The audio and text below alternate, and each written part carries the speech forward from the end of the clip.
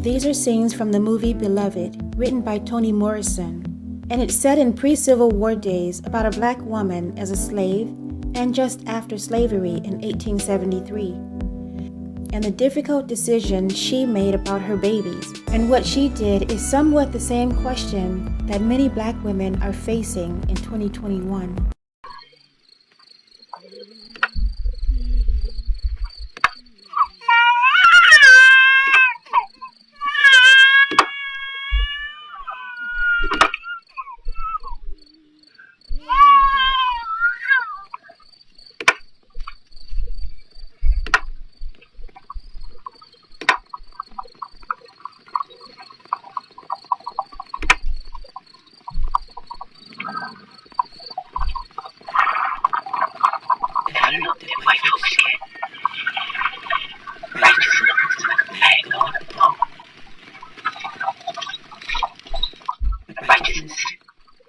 Comes along with this burning alive.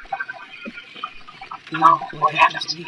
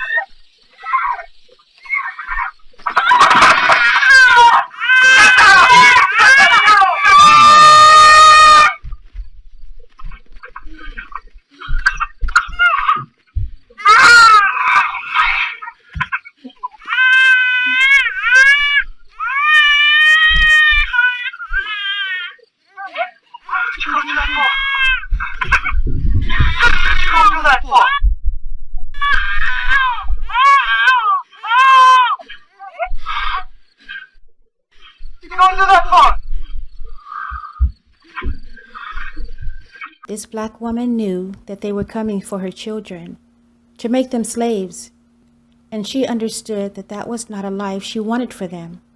The children that she loved so much were going to become slaves, and there was nothing she could do about it. The black men at that time probably accepted the situation of poverty and enslavement and fear of the white man, the same as it is today. So instead of allowing her children to grow up in that environment, she took matters into her own hands. Today, in the year 2021, slavery is still legal in the United States, and the system begins prepping black boys for incarceration or slavery from the age of 7. All public schools now, their disciplinary action is contracted to the courts.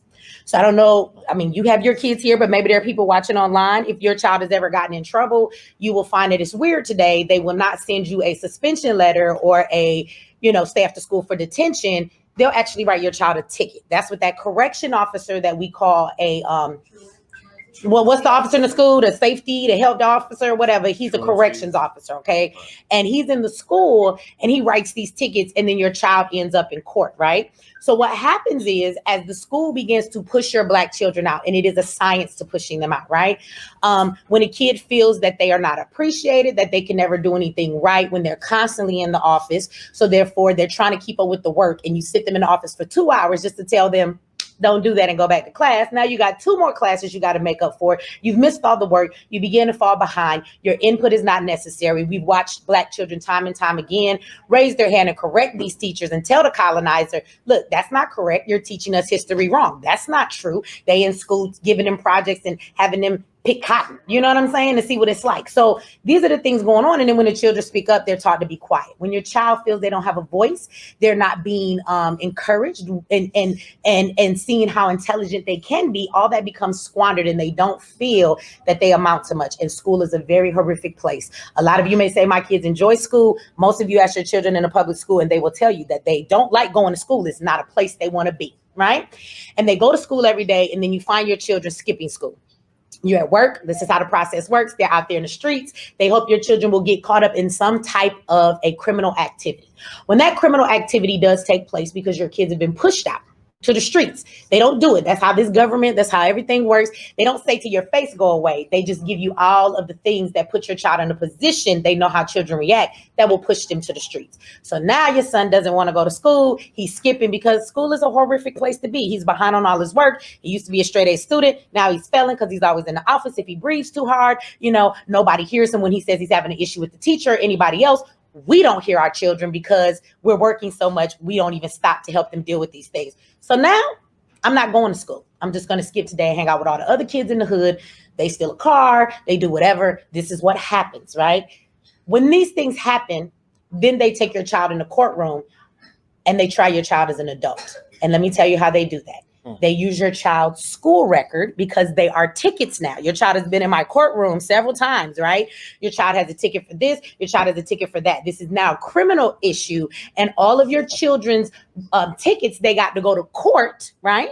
Now turns into you have a prior record. Right. This is why we should try your child as an adult, because look at all the stuff they didn't do in a public school. Being in a situation is not going to help them. They need to go off to adult prison. And then this is where they lock your children in, because you have to understand psychologically that when your child is in his teenage years, they are learning how to socialize, how to date, how to get their first job. It is a very crucial time in their development of becoming a young adult and learning how society works as being a young adult. It is the most vulnerable time of their lives where they are molded and malleable to what they can become. If you stick a child in an adult prison environment, you have created a lifelong slave. When your child gets out and they've come out after 11 years, 10 years, nobody's died, your child gets out, they've never experienced any of those things. They have been socialized into a prison society, which is much different than regular society. So when your child comes out, they got a record for robbery, car theft, but they've never even had their first job. Do you think somebody's going to hire your child? Right? They haven't learned any of these things. And so they have a prison mentality now. And so they're going to turn around and get caught up in the system. We know how that game played, keeping you on paper for so long. So your child just keeps coming back. Now, the school to prison pipeline, understand the reason they want to feed our children to the prisons is because it is legal slavery. The Constitution says that slavery is legal for punishment of crime. So if we can make you a criminal, you can do free work. A lot of these prisons have whole assembly lines inside of them, and they are working for free. These inmates get done building all kinds of things, from police shields to the police gear, to it used to be Victoria's Secret drawers, to the furniture you buy, car parts, Walmart, Starbucks, all of that stuff. When I was there, they had us building parks. Absolutely. In the town. See? They would get town contracts, municipal contracts, and then they would have us go clear land, build out parks and all.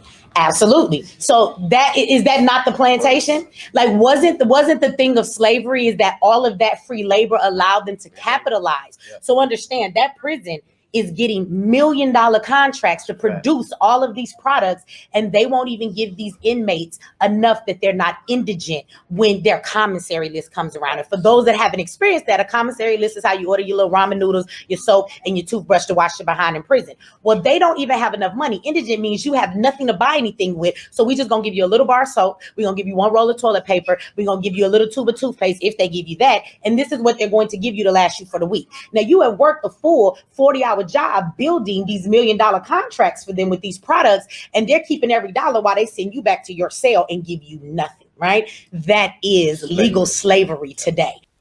The 13th Amendment to the United States Constitution abolished slavery and involuntary servitude, except as punishment for a crime. So as soon as your child is sentenced to prison, he becomes a slave.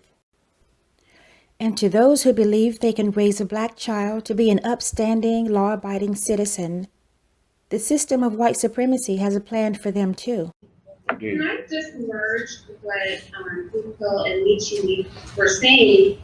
There's the school to prison pipeline aspect of it, but then it's also what they do with the children that are high achieving as well. Absolutely. Or the children who are in middle class, upper middle class, and upper class communities, where if they can't get them by making them be ignorant by lack of education, if they can't push them through the school to prison pipeline, then they brainwash them to not have race loyalty.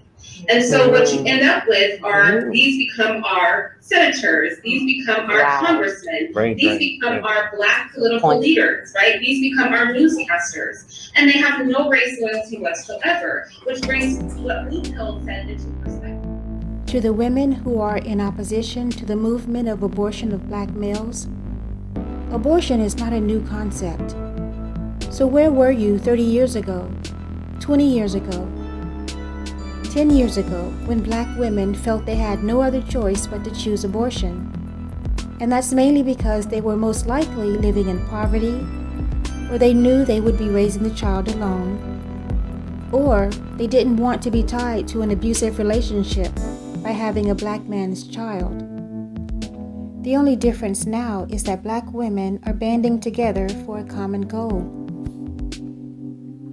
All of these situations can be directed back to Black male degeneracy because of their inaction, fear, or compliance with the system of white supremacy. And to the older generation of Black women who supported their men in their disloyalty, irresponsibility, and laziness, while they stewed in subjugation and oppression, understand that the new generation of women are making decisions methodically and strategically and not out of emotions. Let your wives and your children see you dance.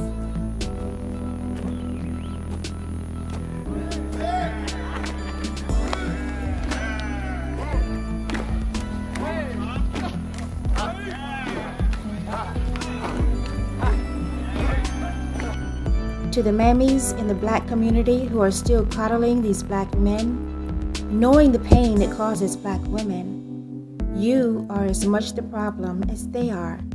You want to pretend that everything is great, not realizing the consequences of living with blinders on and acceptance of the dire position Black people are in. And that way of thinking is no longer accepted. If you listen closely to what the woman in this scene is saying, she's telling the men to dance, but she tells the women to weep. Women! Women! I want you to weep. Just weep.